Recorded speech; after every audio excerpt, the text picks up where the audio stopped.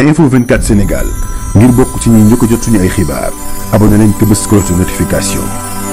Info 24 Sénégal chaîne bi leen di jox xibaar yi wér te wóor ci tàng-tàng bi. Info 24 Sénégal. salaamaaleykum mbokki internautes yi daleen ak jàmm seen revue des titres ci dañ koy daal di doore ak yenn cas bi di l'enquête ñëw ci versement caution à la CDC la nouvelle vache à lait. Directeur bu CDC daal di nay mettre sur les conditions locatives pour le renforcement des ressources de la boîte yi les locataires daal di nañuy gis ab avancée pour protéger leurs droits face à des pratiques parfois abusives. Bailleurs yi di dénoncer ab étatisation rampante ci secteur privé immobilier ak it ab manque de concertation. Yor daal di ñëw ci premier ministre Ousmane Sonko foofee ci RTB panafricaniste et souverainiste c'est l'heure pour l'Afrique de prendre son destin en main loolee nag muy kàddu yi ki nga xamante ne nii moo di le premier ministre Ousmane Sonko mu ca yokku ne ce n'est pas de la démagogie. Thomas Sankara nous inspire par son combat pour la souveraineté et sa rigueur dans la gestion publique. Direct ci niw si daal di ñëw ci journée nationale du dialogue du 28 mai 2025 Amadou Ba daal di nay assumer moom Macky Sall nag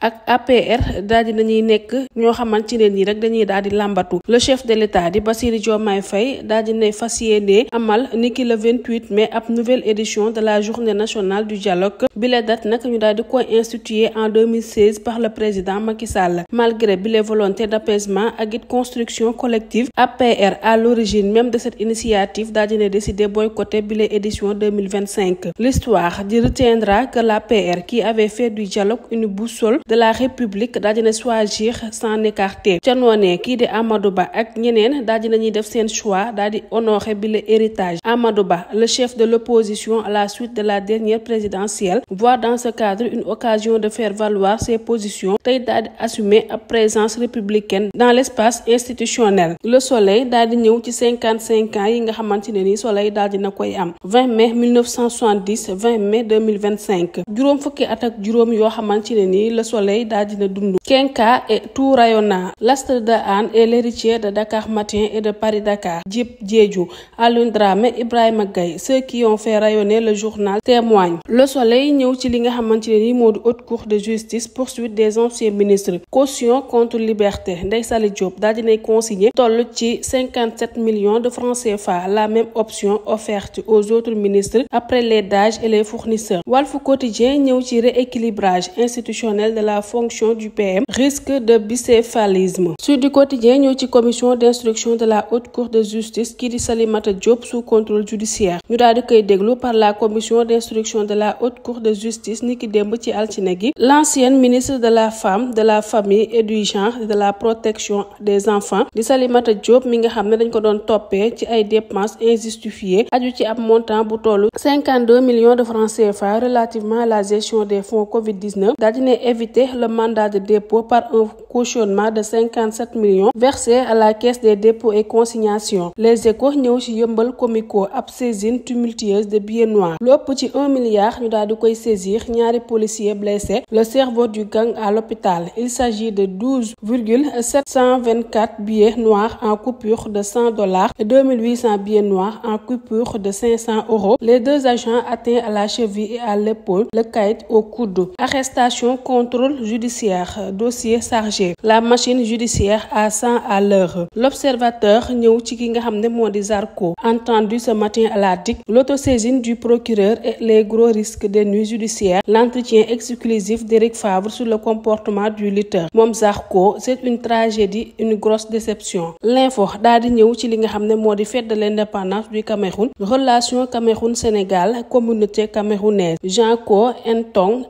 à cœur ouvert. Le 20 mai nekk fête de l'unité nationale au Cameroun bi la année nag thème ba ñu choisir moo di armée et nation pour un Cameroun tourné vers la paix et la prospérité. Cela témoigne de la grande importance que le peuple camerounais accorde aux forces de défense et de sécurité qui constituent un bouclier et un rempart pour la défense de son unité. Tribune ñëw ci li nga xam ne moo di cour constitutionnel, réduction de l'hyperprésidentialisme, refonte du système judiciaire, l'agenda caché du dialogue. Il ne s'agit pas de renforcer les pouvoirs présidentiels présidentielle mais plutôt de rééquilibrer les pouvoirs au profit du chef du gouvernement bu ñu sukkandikoo ci ki nga xam ne moo di Sidi Alpha Ndiaye. Pourquoi le premier ministre en tant qu'institution ne pourrait-il pas résider le conseil des ministres en l'absence du président de la République, a demandé le ministre conseiller juridique et directeur du cabinet adjoint du PR. L'As quotidien daal di ñëw ci li nga xamante ne nii moo di procès tendu à Diourbel, policier contre agresseur ou policier pris pour des agresseurs. ca wet ga daal di nañuy xaatim haute cour de justice kii di Ndeye Saly Diop daal di nay cautionné tey daal di échappé à la prison. Rencontre solennelle de l'école du parti socialiste, la renaissance d'un phénix en carton. Libération ñëw ci mbirum projet de construction du palais de justice de Pikine Guédiawaye, une présumée association de malfaiteurs traquée. Procureur bu Pikine Guédiawaye di Saliou Dicko daal di nay sàkku ci juge bi bu deuxième cabinet ouverture d'une information ngir association de malfaiteurs, détournement de deniers publics, faux et usage de faux, corruption vers une deuxième vague d'arrestation. Cheikh Gueye di directeur de la société technologique consulting service ak it Mohamed Anas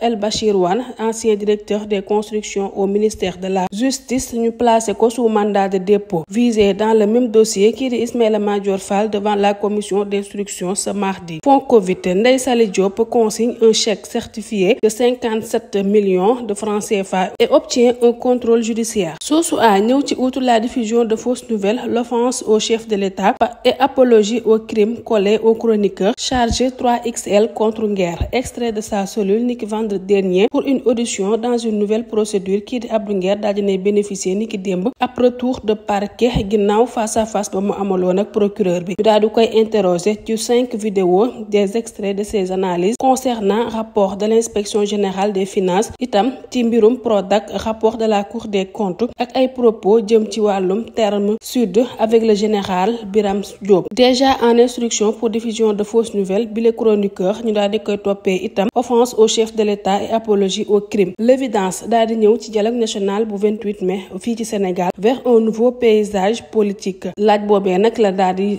yéenekaay bi di l'évidence daal di samp. Rewmi Quotidien fësal nataalu ki nga xam ne moo di Ndeye Saly Diop, convigat détournement de deniers publics. Moom Ndeye Saly Diop daal dina préférer la caution à la prison. L'ex-ministre de la famille daal dina consigné lu toll ci 57 millions de francs CFA les frères de Farba Ngom sous bracelet judiciaire. Mbokk yi lii mooy li gën a fës ci ëttu yéenekaay ñu leen di ñaan ngeen abonné te bës cloche de notification bi. Info 24 Sénégal ngir bokk ci ñi njëkk a jot suñu ay xibaar abonné nañ te bës cloche de notification. Info 24 Sénégal chaîne bi leen di jox xibaar yi wér te wóor ci tàng-tàng bi. Info 24 Sénégal.